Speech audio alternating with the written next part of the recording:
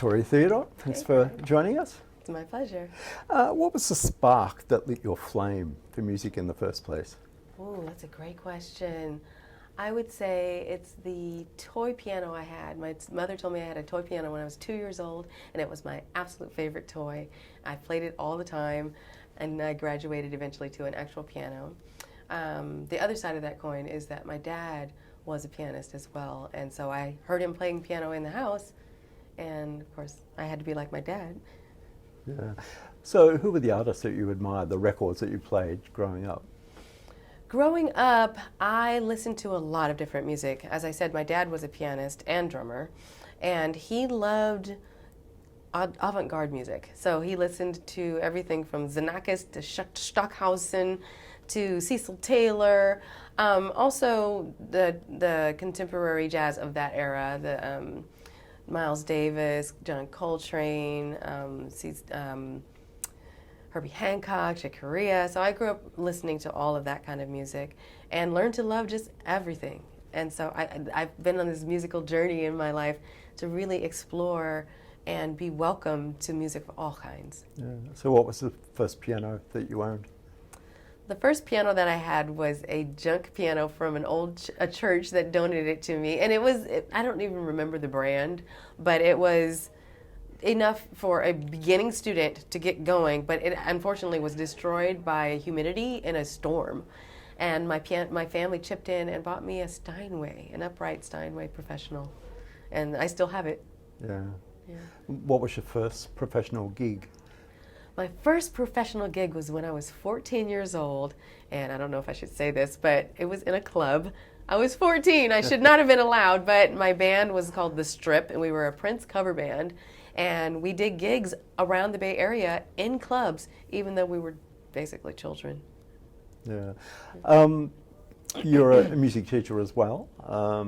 Why is that important to you? I've been a music teacher since I was probably in my early 20s, and I was really benefited by amazing teachers who offered me their absolute best. They really believed in me, but they also believed in pushing me and making sure that the standards were high. I really always strove to please them with practicing a lot, making sure that I was excellent in every way. And I try to pass that on to my students too, because music, it's a cycle, right? We learn it, we inhabit it, and then we share it. And there's no greater thing than to be able to share the beauty and the joy of music with students. Yeah. Let's talk about your first really big job, Stevie Wonder. How did that happen? My first big job was with Stevie Wonder, and I booked that because I was very active on MySpace, which was the social media of the day, and I reached out to everyone that I could find that was a touring musician because I knew I didn't have access to the actual celebrities, but I figured I could have access to the people who worked with them, and that worked. So I contacted I had several friends, and one of them actually contacted me saying, hey, call this phone number. I called the phone number, and it turned out to be Stevie Wonder's company. I left a message. The next day, they called me and said, your audition is on Friday. I flew to Los Angeles, because I lived in the Bay Area. That's where I'm from. Flew to Los Angeles. It was, my audition was at 4 o'clock. I thought it was going to be maybe 10, 15 minutes. It was 4 hours.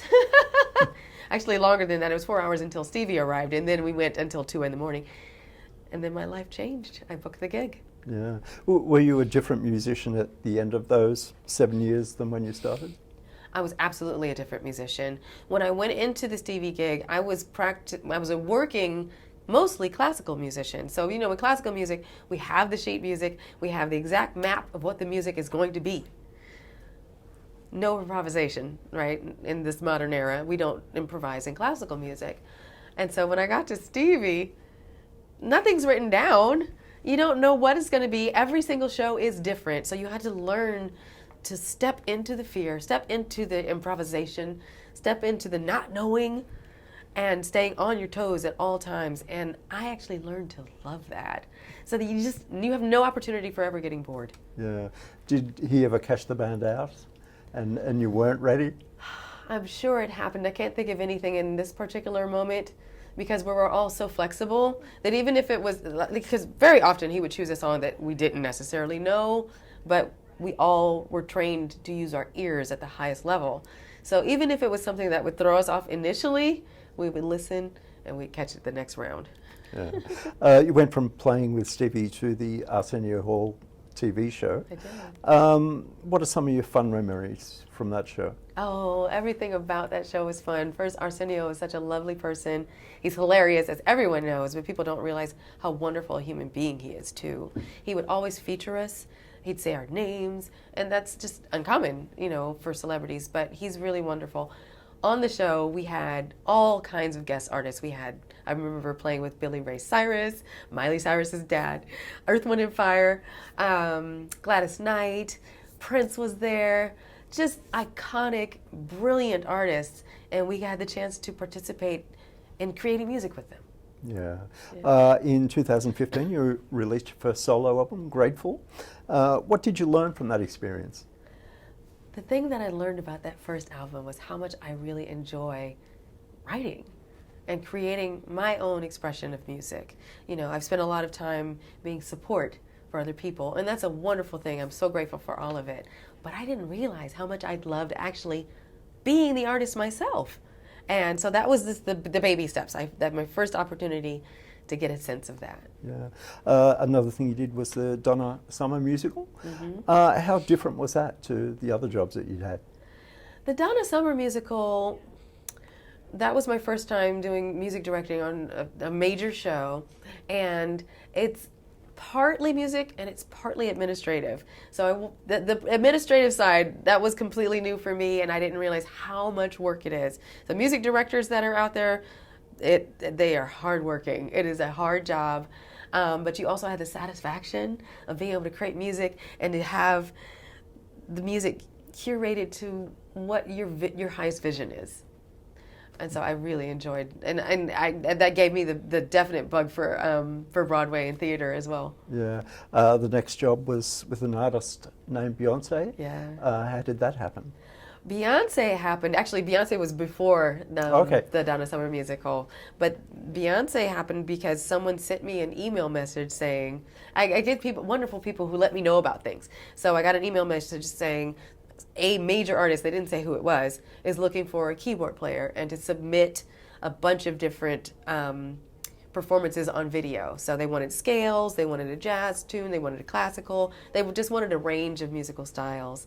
And so I created a video with the assistance of my partner Dave Tweedie. He helped me out. And I submitted that video and I got the job. Yeah. What do you remember about the first performance with Beyonce? The first performance with Beyonce was a fundraiser, actually, at a private school in Los Angeles, and we did a couple of her famous songs, but the one that really stands out is Halo, because I've always loved that song, and to be able to play that song, it starts off with just piano and her. So to be able to accompany someone of that caliber and such a beautiful song was just mind-blowing. I felt like I was floating on air. Yeah. So the difference between playing with Beyonce and Stevie Wonder? Well, I'll start with the commonality. They're both excellent artists who are phenomenal singers and have high standards of excellence for themselves, just personally as artists. And so to be able to work with people like that is so inspiring and lets me know that the standard always has to be high, regardless of how much money and regardless of how much fame. If you're truly an artist, that's the aim, excellence. And so both of those people embody that.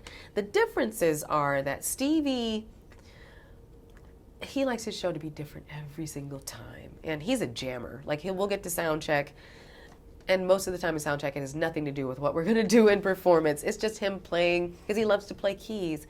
With Beyonce, the thing is, when I did the Formation tour, there were 22 dancers. There was pyro all around us. There was lighting cues. There was a 7 or 6-story monolith building that moved in the middle of the set. So you can't have as much improvisation given all of that, right? So everything is more prescribed. It's actually, I think it was a great preparation for me to do Broadway because it was specific and detailed to the nth degree, just like Broadway is.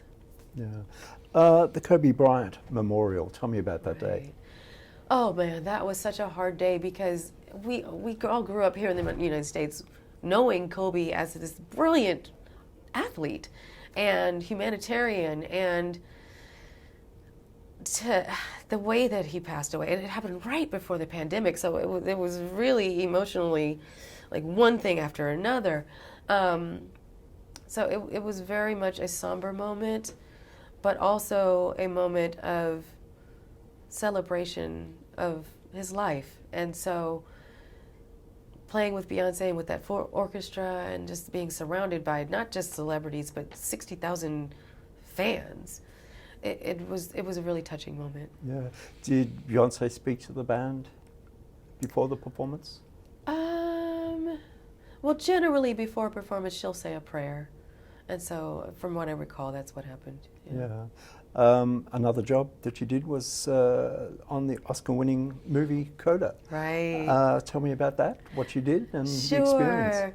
My friend Fiora Cutler, she's a very active vocal coach and composer and singer. She's got her own band too.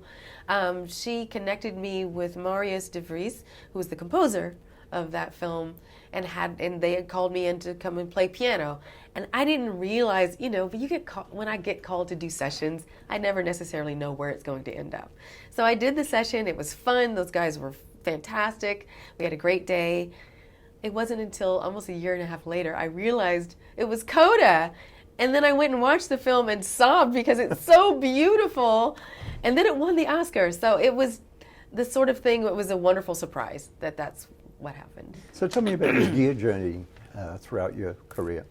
When I was with Stevie, who's endorsed by Yamaha, I played a Yamaha keyboard, and I've used it to cover all of the different sounds that I needed to cover for Stevie. Now, when we were in concert, sometimes he would start on the piano, and so I would play a Rhodes. Then he'd move to a Rhodes, so I'd switch to a piano. And then he'd stand up and play a harmonica, so I had to switch to both. Piano and Rhodes, and so it was constantly moving. So being able to have a keyboard that I could change patches really simply to get the sounds that I created, or sometimes the stock sounds, that's sometimes what happened too. It was really great to do that. When I went to Beyonce, she's sponsored by Korg, and so that's when I got my Kronos. And similarly, I was able to program that to be exactly what I want and set up the set list to be able to bounce around really easily.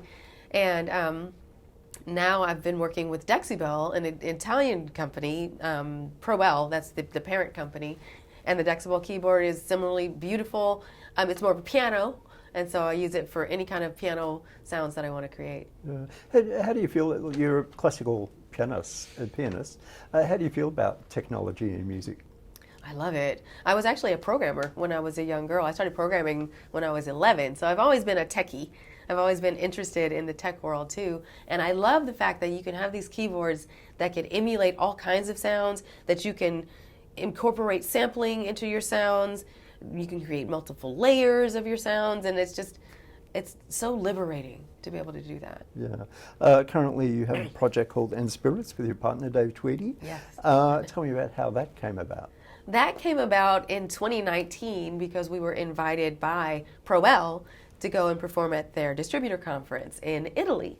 So we went, before we left, we decided, hey, let's make up a band and do some songs. So we wrote some songs and we performed them for their distributor conference. And then through my connections, we had a few other dates, and all of them were sold out, despite the fact that we were a brand new band and didn't have any presence online.